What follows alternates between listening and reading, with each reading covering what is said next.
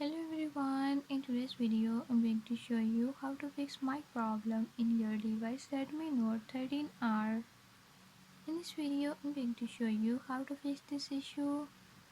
But before we get started, don't forget to hit the subscribe button and ring the notification bell. Make sure to watch complete video and learn I can do it. Let's watch the video.